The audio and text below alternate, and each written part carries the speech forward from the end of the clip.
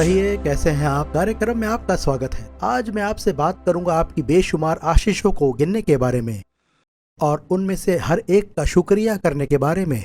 अगर हम पढ़ें नहम्याह 9 अध्याय, आप कार्यक्रम के बाद इसे पूरा पढ़ सकते हैं क्योंकि समय कम है।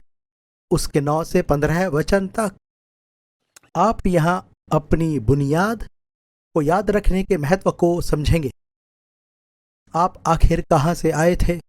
जब आप देखेंगे परमेश्वर ने आपके परिवार को कैसे सुरक्षित रखा है इतने लंबे समय तक, तो भविष्य के लिए आपकी आशा बनी रहेगी। मुझे आज भी याद है कि मैं कैसे और कहाँ से इस जगह पर पहुंचा था। मेरे पीछे चारों ओर जंगल था और कुछ नहीं था। यहाँ जंगली पौधे और विशाल पेड़ थे। कभी भी आग लग जाती थी। चारों तरफ झाड़ियां थी, पर धीरे धीरे हमने एक एक विशाल पेड़ को यहाँ से हटाया। हमने पानी के बांध बनाए और कई साल बाद हम फार्म में बिजली का प्रबंध कर पाए। उस समय मोबाइल फोन नहीं हुआ करते थे। हमारे पास पुराना फोन था, आप जानते हैं, वो बड़ा सा टेलीफोन। दोस्त, हमने बहुत लंबा सफर तय किया।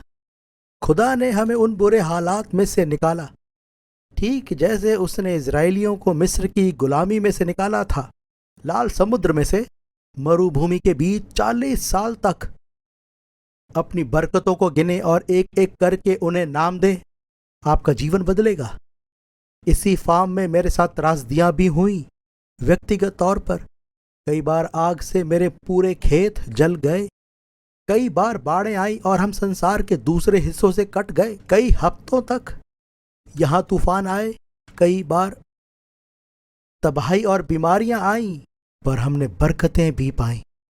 मेरे घर में बच्चे पैदा हुए। मेरे 10 नाती पोते हैं और 26 गोद लिए हुए बच्चे। 5 पोतों की शादी हो गई और इधर मेरी पत्नी खूबसूरत होती जा रही है हर रोज। आज वो पहले से ज्यादा सुंदर है जब मैं नौजवानी में उसे मिला था। बेशुमार आशीष जिसे मैं गिन सकता हूँ। इसलिए आज इजरायली इतने ताकतवर हैं। मेरा मानना है वो शक्तिशाली हैं, जबकि वो छोटा सा देश है, दक्षिण अफ्रीका के क्रूगर नेशनल पार्क से भी छोटा। फिर भी उसका पूरे मध्य पूर्व में दबदबा अद्भुत है। कोई उनके क्षेत्र को छू नहीं सकता। क्यों? क्योंकि वो किसान है। हाँ, उनका पिता भी किसान था। उसका नाम था अब्राहम। क्योंकि वो परमेश्वर से प्रेम करता था, तो परमेश्वर ने उसके और उसके लोगों के साथ एक वाचा बांधी कि वो उनका परमेश्वर होगा और वो उसकी निज प्रजा। और ये एक सत्य है, कोई भी उन्हें हरा नहीं पाता है। इसी वाचा ने उस देश को आज तक बनाए रखा है, क्योंकि वो अपनी बरकतों को रोज गिनते हैं और प्रत्येक वर्ष उनके लिए शुक्रगुजार होते हैं। और वो इसे झोपड़ियों का पर्व कहते हैं। ये पर्व 7 दिन मनाया जाता है। राष्ट्रीय छुट्टी का ऐलान होता है।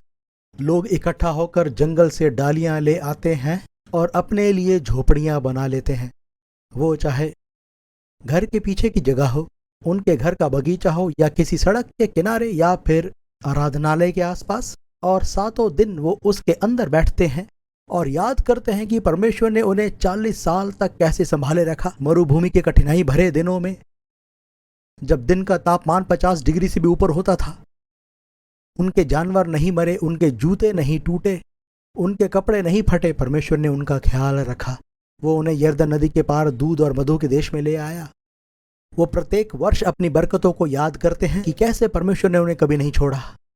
मेरे दोस्त, जब आप इस कार्यक्रम को देख रहे हैं, जरा सोचें, परमेश्वर ने आपको कभी नहीं छोड़ा। सोचें, खड़े हो जाइए, क्योंकि आप परमेश्वर के शूरवीर पुरुष और स्त्री हैं, और एक एक करके अपनी आशीषों को गिने। आपका जीवन तब्दील हो जाएगा। याद करें और लोगों को बताएं। कार्पे डियम। कार्पे डियम लतीनी भाषा का शब्द है जिसका अर्थ है दिन को जब्त कर ले। ये आपके जीवन का महान दिन है। परमेश्वर के शुक्रगुजार हों। पैरों पर खड़े हो जाएं, पैर की मिट्टी को झाड़ें और वापस युद्ध के मैदान में जाएं। परमेश्वर आपके साथ रहेगा जैसे वो हमेशा आपके साथ था। वो आपको छोड़ेगा नहीं, ना कभी आपको त्यागेगा। इब्रानियों 13 अध्याय 5 वचन। Goodbye. We trust that you have been blessed by today's message. For more information, please visit angusbuchan.com.